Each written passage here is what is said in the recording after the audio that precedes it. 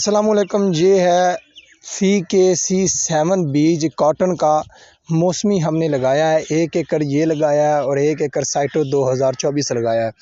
अगर इन दोनों का उगाव का हम मुकाबला करें तो साइटो 2024 का उगाव सबसे बेहतरीन है।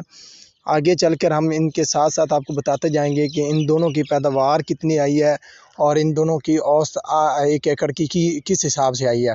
तो आप चैनल को सब्सक्राइब कर लें, सलाम बिहारी को, ताकि इन दोनों का कंपैरिजन साथ साथ जो भी वीडियो हम बनाते जाएंगे आप तक पहुंचता रहेगा। इसकी जर्मिनेशन अच्छी हुई है CKC7 की, लेकिन किसी जगह पर इसका उगाव नहीं भी हुआ, इसका बीज ज़मीन के अंदर रह गया। हमने उसको निकाल कर देखा है तो वो अभी ज़मीन में सही सलामत पड़ा है, उसका उगाव भी नहीं हुआ। बाकी साइटो 2024 का मुकम्मल उगाव हुआ है, कोई भी दाना उसका ज़मीन में नहीं रह गया।